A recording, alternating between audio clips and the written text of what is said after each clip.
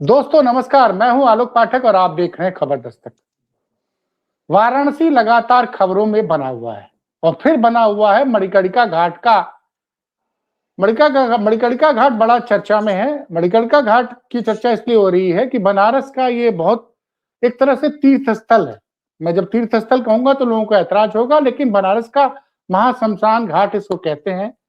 ये माना जाता है कि इस महाश्मशान घाट पर कभी अग्नि बुझती नहीं है और लोग हर हिंदू की ये ख्वाहिश होती है कि उसके शरीर का अंतिम संस्कार मणिकर्णिका घाट पे हो। मैं बनारस का रहने वाला हूं, मेरे लिए मणिकर्णिका से बड़ा कोई तीर्थ नहीं है। घंटों हम लोग बैठा करते थे वहां पे।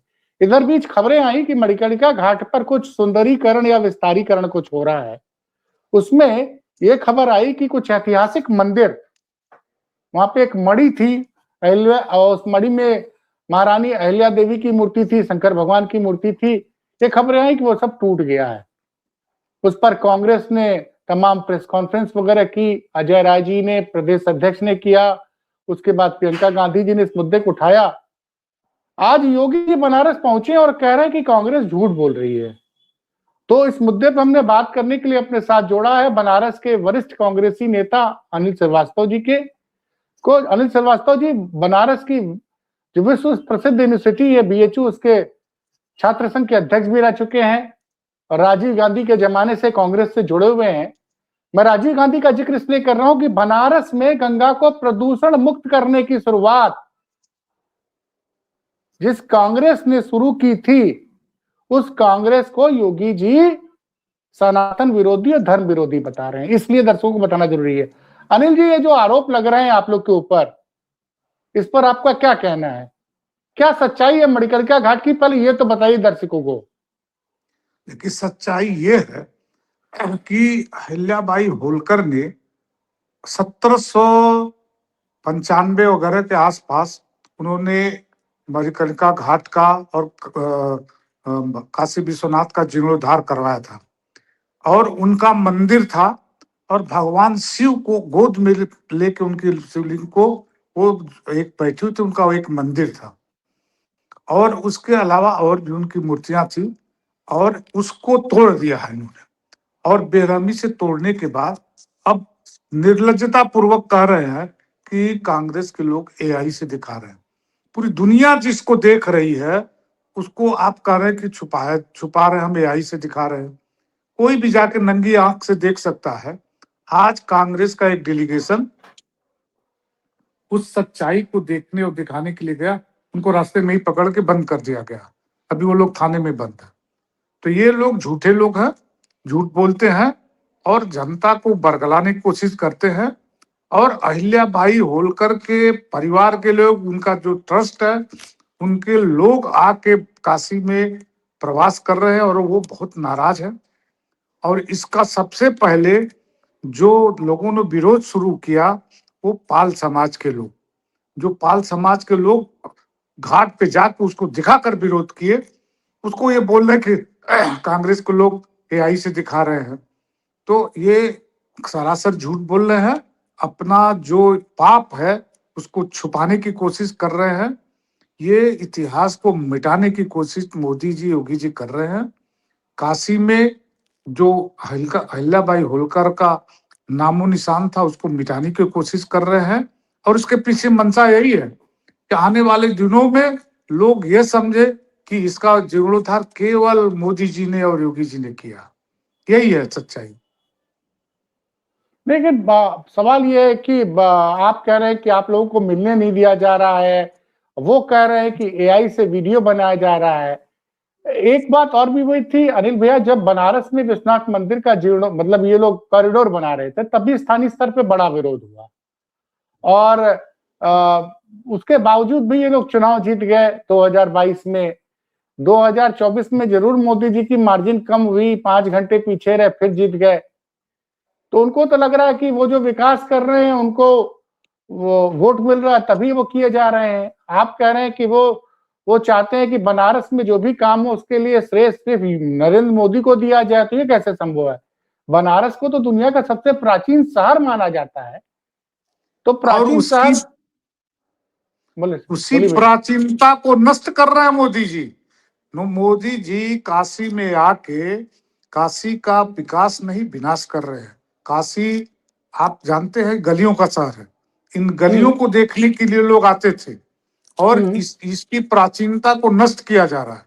और आप एक बात समझ लीजिए कि जो ये बोल रहे हैं कि उनको वोट मिल रहा है, आप खूब अच्छी तरह जान रहे हैं, जिसको राहुल गांधी आज पूरी जोर शोर से उठा रहे हैं, लगातार सबूत दे रहे हैं कि वोट चोरी के माध्यम से जीत रहे हैं, लगातार बेईमानी के माध्यम से जीत रहे हैं। और यह सरकार आज जो है वो बेईमानी से बनी हुई सरकार है। लोगों को बेईमानी से हराया गया है और वोट चोरी के माध्यम से ये सरकार बनी है, जिसको अब ये अपनी सरकार कर रहे हैं। और आप समझिए काशी में हारे हुए थे मोदी जी, लेकिन रोक के उनको जिताया गया है। अब चलिए जीते हैं, एनी हाउ किसी तरह जीते हैं, चाहे अब जो है हम मान लेते हैं कि जीते हैं, उनकी सरकार है। लेकिन इस सरकार को यह अधिकार किसी ने नहीं दिया है कि काशी की जनता का के सेंटिमेंट के साथ ये अब खिलवाड़ करें। अब लड़ेंगे मोदी जी तो उनको पता चल जाएगा कि कितने से हार रहे हैं। अच्छा, एक समस्या जो बड़ी समस्या है बनारस की, पहले भी थी और अब मैं जब बनारस गया था तो मैंने देखा कि वो समस्या और बढ़ गई है। बनारस में जाम बहुत लग रहा है। मैं कई जगह तो ऐसा लगा भैया कि अगर मैं बात करूं मैदागिन से, अगर मैं चौक की तरफ चल रहा हूं तो पैदल चलना भी मुश्किल हो गया है। और आलोक जी, आज जहां हम बैठे हैं ये हॉस्पिटल है, यहाँ पे 2 बजे का अपॉइंटमेंट था मेरी पत्नी को दिखाने का। हम सिगरा से 1 बजे चले हैं और यहाँ पे 2:45 पे पहुंचे हैं। जाम लगा हुआ ये पियरी पे, कभी चौरा के पास। हाँ भैया 2 किलोमीटर की भी दूरी नहीं है वो तो। हाँ नहीं, 3-4 किलोमीटर होगा, लेकिन अगर आप घूम के आएंगे तो नहीं। अगर आप हम लौराबीर की तरफ से आ रहे थे, लौराबीर की तरफ से आ रहे थे। लौराबीर पर योगी जी का जो काफिला है वो जाने वाला था, तो लौराबीर चौराहे को रोक दिया गया था और लगभग 45 मिनट तक ट्रैफिक को रोका गया, इसलिए कि योगी जी का काफिला जाने वाला। काशी में आज हालात ये है कि चलना दूभर है, जैसा आपने कहा, पैदल चलना मुश्किल है। लेकिन काशी में रोज कोई न कोई वीआईपी आता है, जिस वीआईपी के लिए काशी का कब कौन सड़क बंद कर दिया जाएगा इसको कहा नहीं जा सकता। और मतलब हर सड़क आप जा रहे हैं, पता चला सड़क खुदी हुई है, खोद के सड़क को छोड़ दिया गया है। आप जाते जाते आपको पता चला कब कहाँ कौन सड़क बंद कर दी गई, कोई अल्टरनेटिव रास्ता नहीं दिया जाता। मतलब काशी के लोगों को का जीना दूभर कर दिया बाहर के लोगों ने। चाय किसको चाहिए? हाँ 2 हाँ। तो ये हालात है काशी के। नहीं, एक रोपवे का एक बड़ी ऐतिहासिक सुना था कि काशी में रोपवे चलेगा, 2024 में ही उसका शुभारंभ होना था, 2026 आ गया। वो कब तक बन पाएगा रोपवे जो हवा में आदमी एक छोर से दूसरे छोर पहुंचेगा?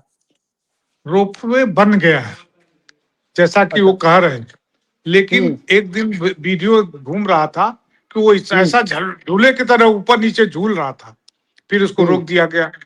और मैं आपको बता रहा हूं कि यह इनका प्रोजेक्ट पूरी तरह से फेल है। आप गोदोलिया पे जा नहीं सकते, रोक दिया गया। और पूरे शहर के लोगों की जो प्राइवेसी है उसको खत्म कर दिया गया। और यह प्रोजेक्ट पूरी तरह से फेल होने वाला है। जो इसमें पैसा लगा है सब नष्ट होने वाला है। अभी गर्मी आने दीजिए, जब प्रचंड गर्मी होगा तो उस बॉक्स में बैठेगा कौन? अच्छा, तो बनारस का वो प्रोजेक्ट फेल है। और सनक है, आपको वो सनक है। अब आपके पास सनक है, आप चाहे दुरुपयोग करके चाहे जो कर दीजिए। अब जनता जब एक बार जवाब देगी, हिटलर भी ऐसे ही करता था ना, वो जो जैसे हिटलर करता था वैसे कर रहे हैं। हिटलर का वैसे जाप करते थे लोग। और जब जाएगा तो आप जानते हैं जनतंत्र में कांग्रेस पार्टी राजीव गांधी ने 415 सीट जीत कर लाया था, जो आज तक के इतिहास में कोई ने लाया न ला पाएगा। और उनकी सरकार चली गई एक छोटे से आरोप पर।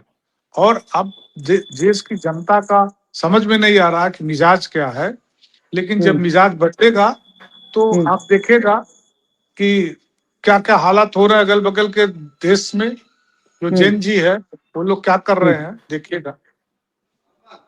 अच्छा, अंत में एक सवाल छोटा सा ये है कि कांग्रेस गठबंधन से अलग होकर मुंबई में लड़ी महाराष्ट्र में नगर पालिका चुनाव में, और सुनने में आ रहा है कि 8 जगहों पर पूरे महाराष्ट्र में कांग्रेस के मेयर बनने जा रहे हैं।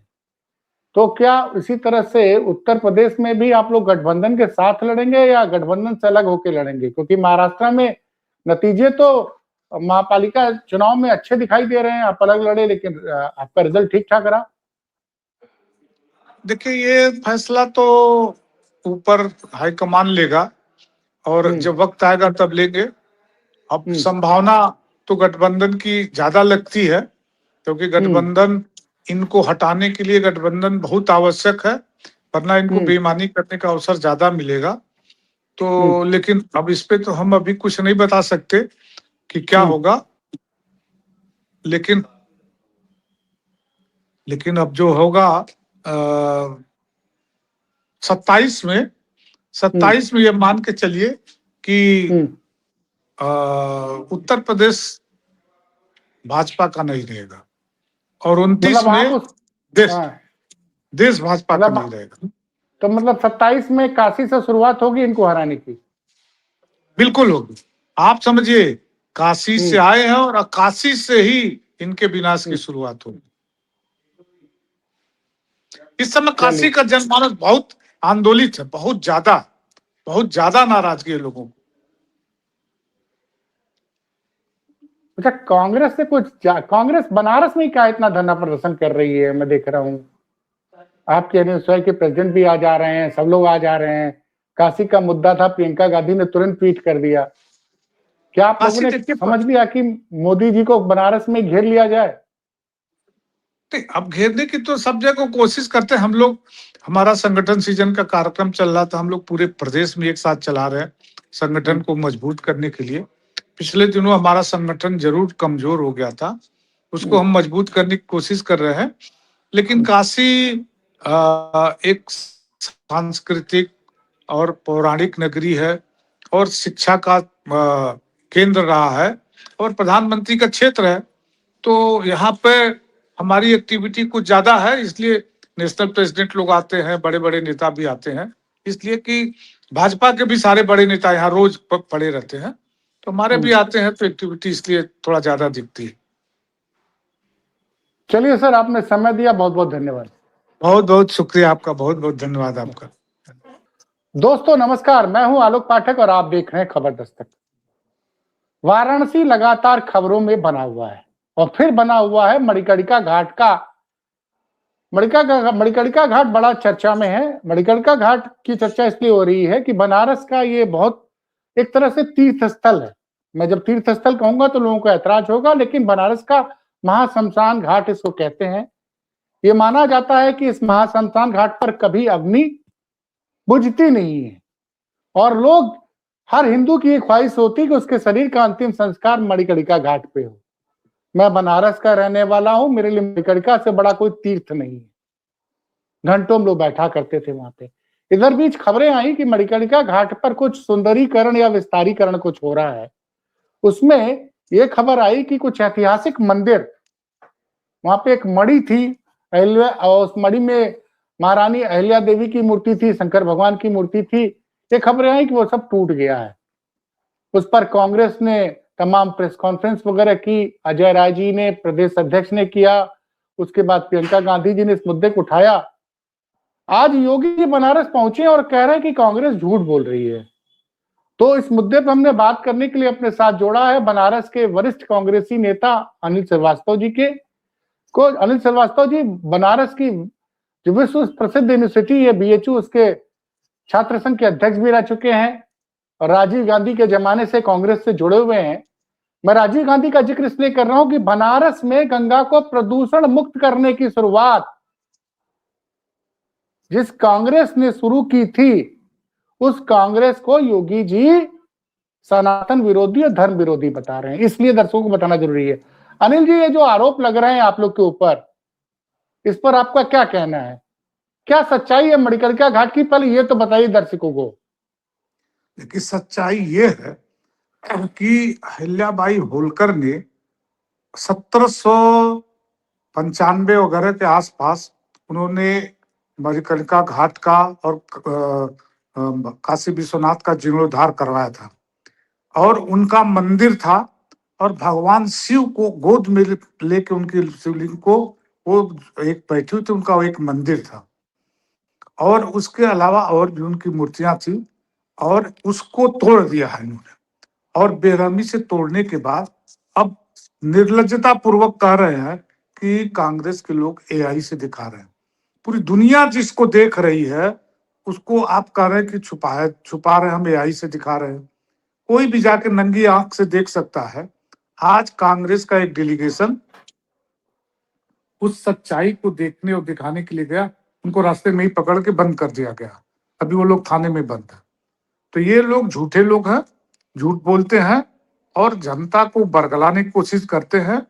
और अहिल्याबाई होलकर के परिवार के लोग, उनका जो ट्रस्ट है, उनके लोग आके काशी में प्रवास कर रहे हैं और वो बहुत नाराज है।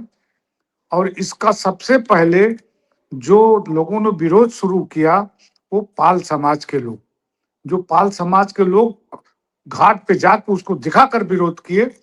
उसको ये बोल रहे कि कांग्रेस के लोग एआई से दिखा रहे हैं। तो ये सरासर झूठ बोल रहे हैं। अपना जो पाप है उसको छुपाने की कोशिश कर रहे हैं। ये इतिहास को मिटाने की कोशिश मोदी जी, योगी जी कर रहे हैं। काशी में जो अहिल्याबाई होलकर का नामो निशान था उसको मिटाने की कोशिश कर रहे हैं। और उसके पीछे मंशा यही है कि आने वाले दिनों में लोग ये समझे कि इसका जीर्णोद्धार केवल मोदी जी ने और योगी जी ने किया। यही है सच्चाई।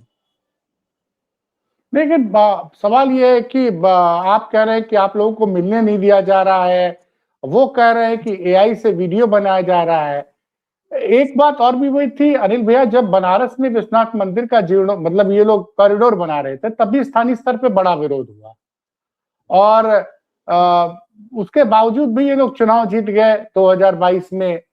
2024 में जरूर मोदी जी की मार्जिन कम हुई, 5 घंटे पीछे रहे, फिर जीत गए। तो उनको तो लग रहा है कि वो जो विकास कर रहे हैं उनको वो वोट मिल रहा है, तभी वो किए जा रहे हैं। आप कह रहे हैं कि वो चाहते हैं कि बनारस में जो भी काम हो उसके लिए श्रेय सिर्फ नरेंद्र मोदी को दिया जाए। तो ये कैसे संभव है? बनारस को तो दुनिया का सबसे प्राचीन शहर माना जाता है। तो प्राचीन शहर उसी प्राचीनता को नष्ट कर रहे हैं मोदी जी। मोदी जी काशी में आके काशी का विकास नहीं, विनाश कर रहे हैं। काशी आप जानते हैं गलियों का शहर है। इन गलियों को देखने के लिए लोग आते थे, और इसकी प्राचीनता को नष्ट किया जा रहा है। और आप एक बात समझ लीजिए कि जो ये बोल रहे हैं कि उनको वोट मिल रहा है, आप खूब अच्छी तरह जान रहे हैं, जिसको राहुल गांधी आज पूरी जोर शोर से उठा रहे हैं, लगातार सबूत दे रहे हैं कि वोट चोरी के माध्यम से जीत रहे हैं, लगातार बेईमानी के माध्यम से जीत रहे हैं। और यह सरकार आज जो है वो बेईमानी से बनी हुई सरकार है। लोगों को बेईमानी से हराया गया है और वोट चोरी के माध्यम से ये सरकार बनी है, जिसको अब ये अपनी सरकार कर रहे हैं। और आप समझिए काशी में हारे हुए थे मोदी जी, लेकिन रोक के उनको जिताया गया है। अब चलिए जीते हैं, एनी हाउ किसी तरह जीते हैं, चाहे अब जो है हम मान लेते हैं कि जीते हैं, उनकी सरकार है। लेकिन इस सरकार को यह अधिकार किसी ने नहीं दिया है कि काशी की जनता का के सेंटिमेंट के साथ ये अब खिलवाड़ करें। अब लड़ेंगे मोदी जी तो उनको पता चल जाएगा कि कितने से हार रहे हैं। अच्छा, एक समस्या जो बड़ी समस्या है बनारस की, पहले भी थी और अब मैं जब बनारस गया था तो मैंने देखा कि वो समस्या और बढ़ गई है। बनारस में जाम बहुत लग रहा है। मैं कई जगह तो ऐसा लगा भैया कि अगर मैं बात करूं मैदागिन से, अगर मैं चौक की तरफ चल रहा हूं तो पैदल चलना भी मुश्किल हो गया है। और आलोक जी, आज जहां हम बैठे हैं ये हॉस्पिटल है। यहाँ पे 2 बजे का अपॉइंटमेंट था मेरी पत्नी को दिखाने का। हम सिगरा से 1 बजे चले हैं और यहाँ पे 2:45 पे पहुंचे हैं। कहाँ जाम पे लगा भैया? हुआ, ये पियरी पे, कबीर सिगरा चौराहा से के पास। पेरी? हाँ भैया 2 ये किलोमीटर की भी दूरी नहीं है वो तो। हाँ, नहीं 3-4 किलोमीटर होगा, लेकिन अगर आप आप घूम के समझिए। आएंगे तो नहीं, अगर आप हाँ नहीं, घर से डिगरी बाग हम से लौरा बीर औरंगाबाद की होके तरफ से आ आएंगे। रहे थे, लौरा हाँ बीर की तरफ से आ रहे थे। हाँ लौरा बीर पर योगी जी का जो काफिला है वो जाने वाला था, तो लौरा बीर चौराहे को रोक दिया गया था और लगभग 45 मिनट तक 45 मिनट तक ट्रैफिक को रोका गया, इसलिए कि योगी जी की का काफिला जाने वाला। काशी में आज हालात ये है कि चलना दूभर है, जैसा आपने कहा, पैदल चलना मुश्किल है, लेकिन काशी में रोज कोई न कोई वीआईपी आता है, जिस वीआईपी के लिए काशी का कब कौन सड़क बंद कर दिया जाएगा इसको कहा नहीं जा सकता। और मतलब हर सड़क आप जा रहे हैं, पता चला सड़क खुदी हुई है, खोद के सड़क को छोड़ दिया गया है। आप जाते जाते आपको पता चला कब कहाँ कौन सड़क बंद कर दी गई, कोई अल्टरनेटिव रास्ता नहीं दिया जाता। मतलब काशी के लोगों को का जीना दूभर कर दिया बाहर के लोगों ने। चाय किसको चाहिए? हाँ 2 हाँ, तो ये हालात है काशी के। नहीं, एक रोपवे का एक बड़ी ऐतिहासिक सुनना था कि काशी में रोपवे चलेगा, 2024 में ही उसका शुभारंभ होना था, 2026 आ गया। वो कब तक बन पाएगा रोपवे, जो हवा में आदमी एक छोर से दूसरे छोर पहुंचेगा? रोपवे बन गया है जैसा कि वो कह रहे हैं, लेकिन एक दिन वीडियो घूम रहा था कि वो ऐसा झूले की तरह ऊपर नीचे झूल रहा था, फिर उसको रोक दिया गया। और मैं आपको बता रहा हूं कि यह इनका प्रोजेक्ट पूरी तरह से फेल है। आप गोदोलिया पे जा नहीं सकते, रोक दिया गया, और पूरे शहर के लोगों की जो प्राइवेसी है उसको खत्म कर दिया गया। और यह प्रोजेक्ट पूरी तरह से फेल होने वाला है। जो इसमें पैसा लगा है सब नष्ट होने वाला है। अभी गर्मी आने दीजिए, जब प्रचंड गर्मी होगा तो उस बॉक्स में बैठेगा कौन? अच्छा, तो बनारस का आदमी वो प्रोजेक्ट फेल है और सनक है। आपको वो सनक है। अब आपके पास सनक है, आप चाहे दुरुपयोग करके चाहे जो कर दीजिए। अब जनता जब एक बार जवाब देगी, हिटलर भी ऐसे ही करता था ना, वो जो जैसे हिटलर करता था वैसे ही कर रहे हैं। हिटलर का वैसे जाप करते थे लोग, और जब जाएगा तो आप जानते हैं जनतंत्र में कांग्रेस पार्टी राजीव गांधी ने 415 सीट जीत कर लाया था, जो आज तक के इतिहास में कोई ने लाया न ला पाएगा। और उनकी सरकार चली गई एक छोटे से आरोप पर। और अब देश की जनता का समझ में नहीं आ रहा कि मिजाज क्या है, लेकिन जब मिजाज बदलेगा तो आप देखेगा कि क्या क्या हालात हो रहे हैं अगल बगल के देश में। जो जैन जी है वो लोग क्या कर रहे हैं देखिएगा। अच्छा, अंत में एक सवाल छोटा सा ये है कि कांग्रेस गठबंधन से अलग होकर मुंबई में लड़ी महाराष्ट्र में नगर पालिका चुनाव में, और सुनने में आ रहा है कि 8 जगहों पर पूरे महाराष्ट्र में कांग्रेस के मेयर बनने जा रहे हैं। तो क्या इसी तरह से उत्तर प्रदेश में भी आप लोग गठबंधन के साथ लड़ेंगे या गठबंधन से अलग होकर लड़ेंगे? क्योंकि महाराष्ट्र में नतीजे तो महापालिका चुनाव में अच्छे दिखाई दे रहे हैं, आप अलग लड़े लेकिन आपका रिजल्ट ठीक ठाक रहा। देखिए, ये फैसला तो ऊपर हाईकमान लेगा, और जब वक्त आएगा तब लेंगे।